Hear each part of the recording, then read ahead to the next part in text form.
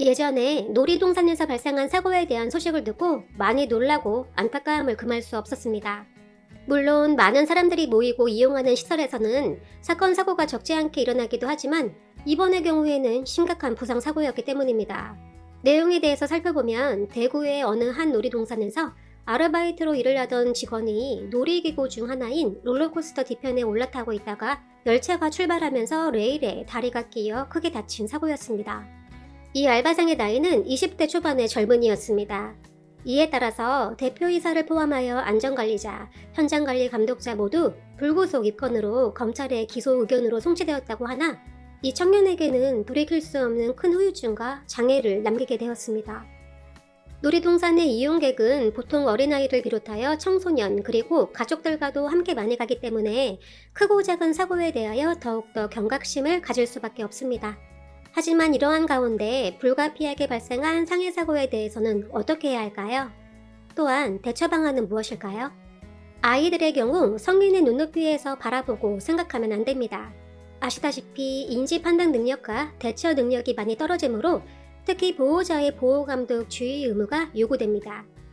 물론 안전사고에 대비하여 이를 방지하는 것이 가장 중요하다는 것은 누구나 알고 있습니다. 이를 위해서는 놀이기구 탑승에는 필수적으로 질서를 지켜서 이용하는 것을 교육하고 보여주어야 할 것입니다. 그리고 반드시 안전요원의 지시를 따르고 안전탑승 요령에 대해 설명하고 하지 말아야 되는 행동에 대해서도 언급해줘야 합니다. 만약 그럼에도 불구하고 상해 사고가 발생한다면 침착하게 응급처리를 하고 119에 신고하여 도움을 구해야 할 것입니다. 그리고 주변 직원에게 바로 이를 알려야 하겠습니다. CCTV 목격자 확보 및 당시 상황을 휴대폰에 사진이나 동영상을 촬영해 두는 것도 큰 도움이 될 것입니다. 왜냐하면 향후 사건 책임에 대한 분쟁으로 난처한 상황을 해결하기 위한 방안으로서 중요한 사항이기 때문입니다. 해당 시설을 운영하고 관리하는 주체에게 사고 발생 사실을 알렸다면 우선적으로 가입한 보험에 대해서 접수를 해줄 것입니다. 보험 접수는 필수입니다. 요구하시기 바랍니다. 놀이동산에 시설물 하자나 안전사고 방지를 위한 관리소홀을 원인으로 한 사고에 대해서 업주는 책임을 회피하기 어려울 것입니다. 뿐만 아니라 놀이기구 탑승이나 이를 이용하던 중 발생한 사고에 대해서는 이용객을 보호하고 각종 민원 해결과 민사상 손해배상에 대비해야 합니다. 이러한 이유로 필수적으로 배상책임보험에 가입하는 것입니다. 이후에 고민해야 할 것은 사고에 관한 책임이 과연 누구에게 얼마만큼 있는가입니다. 사고가 접수되면 해당 보험사에서는 통상적으로 전문업체에 이 사건 사고에 대한 손해사정 업무를 위탁하게 됩니다. 사고 경위에 대한 조사를 시작으로 발생한 손해에 대해서 구체적으로 선정해야 하므로 입증 자료를 요구하고 절차를 안내하여 엄격하게 판단, 진행하게 됩니다. 피해자의 입장에서는 요구하는 대로 다 해주고 결과를 기다리면 되는 건지, 그리고 앞으로 어떻게 대처해야 하나 많은 염려와 고민을 하게 될 것입니다. 그렇다면 피해자는 무엇을 보상받을 수 있을까요? 그리고 어떻게 해야 손해를 입지 않고 정당한 권리를 찾을 수 있는 것일까요? 보험사에서 보상해야 하는 것은 사고와 관련하여 발생한 모든 손해에 대해서입니다. 이를 입증해야 하는 것은 물론 본인입니다. 손해사정사가 하는 주요 역할은 사망이나 부상, 피해자에게 발생한 보험 범위와 한도를 정하는 것입니다. 그리고 피해자가 입은 손해와 관련한 입증 자료를 구비 검토하여 전문적인 지식과 경험을 바탕으로 손해액을 산정합니다. 구체적으로 살펴본다면 다음과 같습니다. 1. 치료비.